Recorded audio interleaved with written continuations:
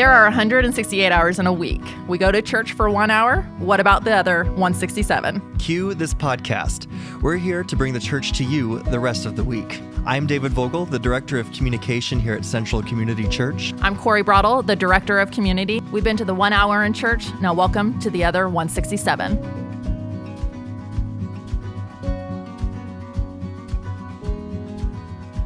Well, on 167 this summer, we've been doing something different. We are taking our church's core values and we're taking them one at a time for 7 weeks and we're talking through them.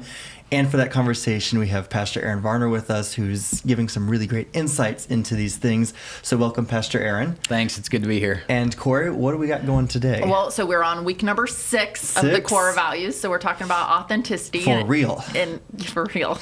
You were just waiting. So if you missed the other ones, there's some catching up to do because you've missed 5 of them. But that's right. We've got community. Now I got to cheat, guys. Excellence, look at your notes. Nurturing, truth, and reconciliation. There you go. Oh, and for those of you keeping tabs at home, those words, if you take the first letter, they spell central. Yes. So we're on authenticity. Let's go ahead and start with defining it. Like See, she always starts with this, and I always backtrack and go, okay, that's not define it just yet. I'll switch it up the next one. No, it's fine. So what we've been talking about is the core values and how you should be living out if you're a believer in Jesus that worships here at Central. But also we've gone through this with our staff and just talking about what this looks like to live out the core values. And we have catchphrases for each one of our words. And this one is being real in our brokenness. So we thought about authenticity as we came up with some of these values of who we are and how we live this out. We thought about a bunch of different things. I really resonated a whole lot with this one, this being real in our brokenness. There is, if you remember back to last week, we talked about reconciliation. You can't have reconciliation until you realize that there's something broken. There's something that's not in its original state. And the reality is we're all broken. We're all children of God who have been made new creations in Jesus Christ. But the reality is, if we're real with ourselves, we are broken people who are always needing molded back together in the hands of the potter, and that's Jesus and God. And so this whole thing starts with recognizing we're broken. What I find interesting with authenticity is all the other core values you can throw in being authentic with it, like authentic community. We talked about it last week with reconciliation, nurturing. We talked about it. Truth. Just being authentic. And next week when we talked about leadership, you can talk about authenticity. So I just find it interesting that one just takes care of all of it. Exactly. And it's one of the hardest things, I think, for us to do, to be quite frank, is we don't see a whole lot of authenticity in the world. Right. Everything's been photoshopped. I mean, we've put filters on all of our photos. I heard somebody say that we always compare our insides to people's outside. Okay. So we know what's going on inside of us. We know what's going on in our head. We know what's going on behind our closed doors of our house, but we compare it to what we see in everybody else. And when that was said to me, I was going, man, that is so true.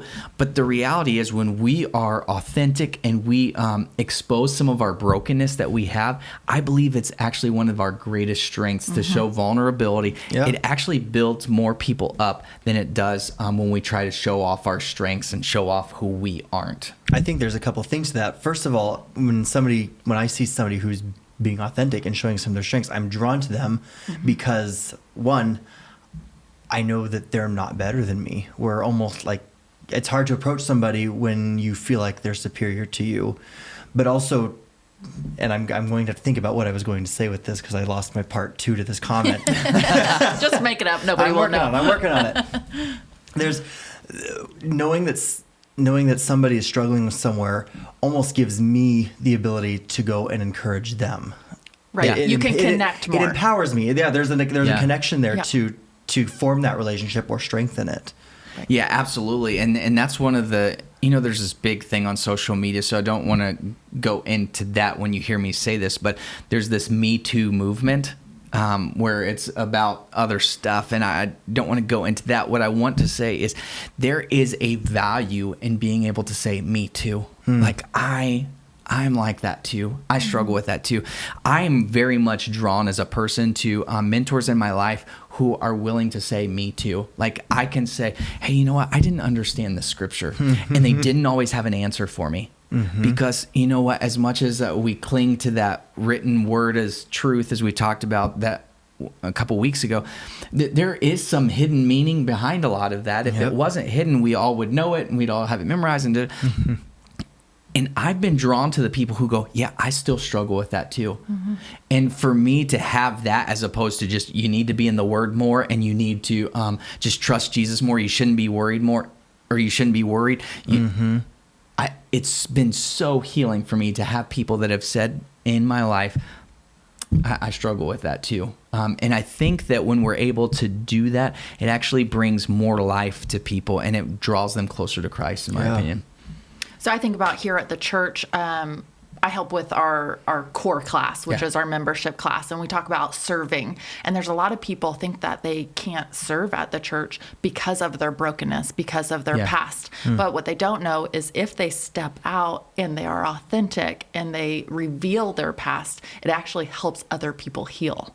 Yeah, absolutely. That's a great point. And I think you see a lot of that in life groups. The more vulnerable you are, the more it actually helps other people. I know that's been that case for us in our life group, but it's real. The problem is, we see this a lot with pastors. We put pastors on a pedestal, but I need the viewers to know, or the listeners, or you guys, I have the title pastor in front of me, but I'm just as broken as that next person, because I still have ego problems. I still have pride. I still have these things that just crop up in my mind that You're still a Nebraska fan. No, I'm not a Nebraska fan. That's my father-in-law. He's a pastor, so he's really broken. No, but there's still these things that just, equalize us, if I can say it that way. But it's almost kind of like when we put other people on this pedestal, like you talked about, I can't teach kids in Sunday school class. I don't know the scriptures like Pastor Bob or Pastor Aaron. Well, guess what? We don't know all the scriptures either, or I can't do this because I can't greet people because I haven't been here long enough, or I don't know this or that about scripture. I can't. You know what? We all are in this place of trying to be more and more like Christ. We are not 100% like him yet. And when we are, that's going to be up in heaven. Until we're up in heaven, we are all broken, and being real about that, I think, is one of the most healing things for other people. Yeah. We've talked a few times about social media the last few weeks, and I just wonder what would happen if we all just put everything out there that we didn't have. I think of the pictures. You want me to post a picture of my sink right now? Right. No. Well, I'm thinking about all those pictures I have to take to get the perfect picture of my family and all my kids smiling instead of pulling each other's hair or hitting each other. I have Photoshopped photos before to get everybody in the picture smiling at the same time. If I knew how to do that, I would probably do that. But just what would the world look like if we all just said, this is my life, this is who I am? I think, one, we would all get along a little bit more because we would know that, hey, this is normal, so it's again that strengthening the relationships and being able to connect more with people. Yep, exactly. And I think that there are some things, as we talk about community was the first week, we talk about doing life together. I think there's some healthy places to do that, and then there's some unhealthy places. Not necessarily putting everything out in your world at all times, but being real in who I am, and not maybe necessarily divulging all secrets in your life. Sure. But just saying, I am broken. I am messed up. If I took a picture, and I thought about doing this at one point, and I didn't do it because I'm not on social media very much, but hashtagging something, this is me Monday. And it was just like, before I got in the shower, you saw my hair everywhere. And it wasn't me all like dolled up or anything. It wasn't me in my business attire. It was just like, this is what's going on. This is what my office desk looks like. Not like after I got done cleaning it and saying, such love for a fresh desk. Like, no, it's just like, this is me Monday, because my Mondays are chaotic. If we were like that, to just say, hey, it's brokenness that we're in.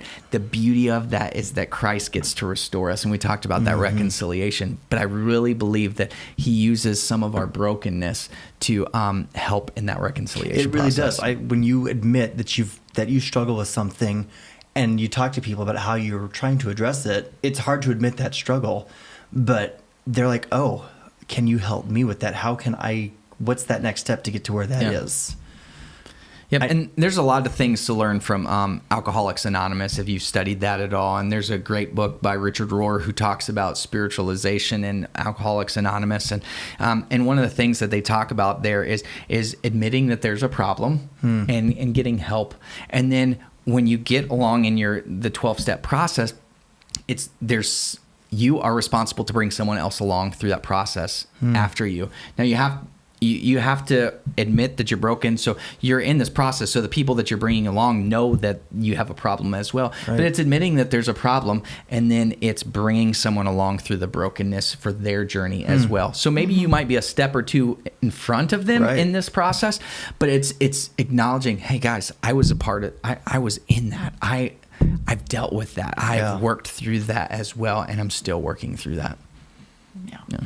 I really have liked this podcast about authenticity. I think we all struggle with it, but just hearing it again, I just think we all need to put ourselves out there, not too much, like you said, but put ourselves out there just a little bit more. And I'm really going to start using that hashtag. I like that. This is me Monday. I think we all need to do that. I love that. So I'm going to start using that. So looking forward to the next week. Our last week. We're going to wrap it up next week. Is leadership. So join us next week for week 7. Thanks for being here. Thanks for listening to 167. Please leave us a 5-star review on Apple Podcasts, Stitcher, or wherever you're listening from. And to keep up with everything at Central Community Church, follow us on Facebook and Instagram. And if you want to watch us record this podcast live, find us on YouTube. We think the 167 hours between church services are so important, and we hope you'll share this episode with your friends. Join us next week.